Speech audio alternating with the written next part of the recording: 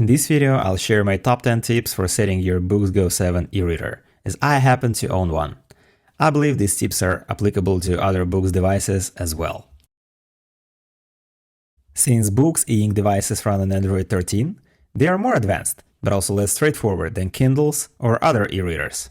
For the first step, it's a good idea to wire up your Boox device to a Wi-Fi network, so you can use it at a full capacity. Since I have received my Boox Go 7, it's got a few software updates already.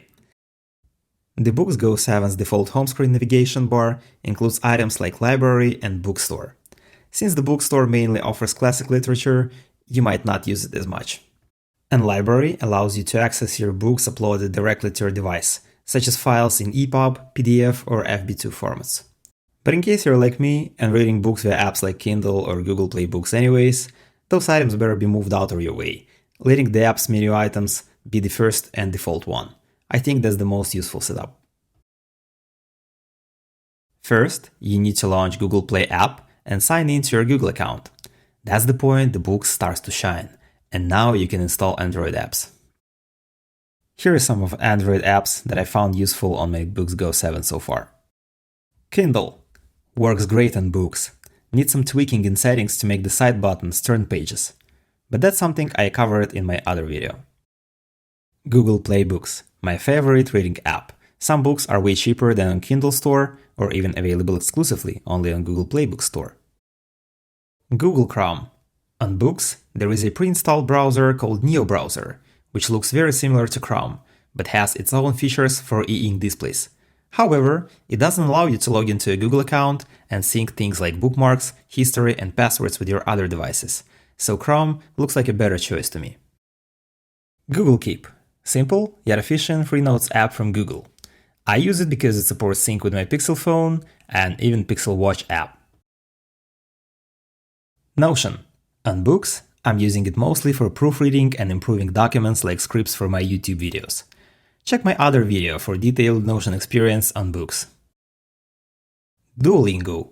A great app for practicing languages on the Boox Go 7, with smooth performance on its e-ink display. However, a color e-ink version of the Go 7 would make the lessons even more engaging. Grok. I prefer it to ChatGPT because it's free and as good in most use cases. Also, on Boox Go 7, I had no luck with signing into my ChatGPT account. The default Boox keyboard on the Go 7 takes some time to get used to, and feels a bit basic, missing modern features like robust text suggestions or autocorrection. For a better typing experience, I suggest installing GBoard from the Google Play Store. It's more intuitive and feature-rich.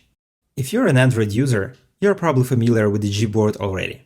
Even if you're coming from iOS, you'll find GBoard intuitive design easy to use on the Boox Go 7. The NaviBall is the floating button that allows you to access some actions in one tap. It's enabled by default. You can toggle its presence in the Quick Settings drawer. NaviBall can contain a set of actions you'll find useful when using your Boox device. I'm not really using it, but Boox allows to tweak its appearance and also choose which actions to present. Smart buttons are those two physical buttons to the right of the screen. By default, the smart buttons are set to volume control.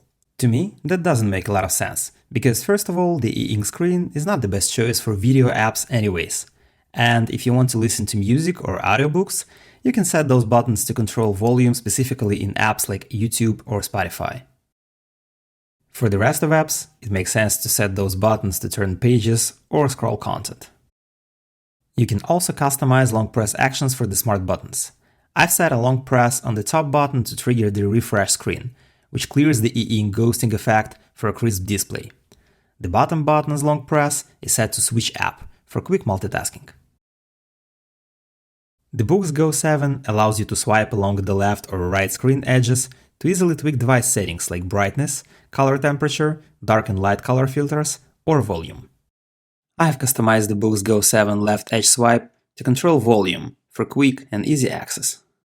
For the right edge, I set it to adjust screen brightness, making it simple to fine-tune the display on the go. By default, Boox allows to swipe from the bottom for going back or switching apps, just like on the modern smartphones. However, if you're like me and gesture navigation feels inconsistent, enable the old-school button navigation bar in settings. It's like the classic Android buttons layout, back, home, recent apps, and gives you a reliable way to navigate without swiping. If you plan to multitask, it's a good idea to unfreeze some apps in case you don't want them to be closed automatically as soon as you switch to another app. Music apps like Spotify or Play Music must be unfrozen so they can play back the music in the background. Also, it's a good idea to keep productivity apps like Chrome or Notion unfrozen on Boox Go 7 to easily switch between them while working. By default, Boox shuts down after 15 minutes of an activity to save battery, but this can disrupt your workflow since then it takes over 30 seconds to boot up. So the default setting is fine for the users who use it like once a day before going to bed. But if you're using your books throughout the day, it's a good idea to adjust the setting according to your needs. Each app can look different on Boox e-ink screen. Swipe from the bottom left edge to open the optimization drawer. Here, you can adjust contrast or DPI, which changes text and user interface size, but is not reliable in some apps such as Notion. Play around to make apps like Kindle or Notion look just right for you. So that was my version of 10 essential settings for your Boox device. If you think I've missed anything, feel free to share in the comments. If you've enjoyed these Boox Go 7 tips, please hit that subscribe button. It really helps me create more videos like this one for you. Thanks for watching.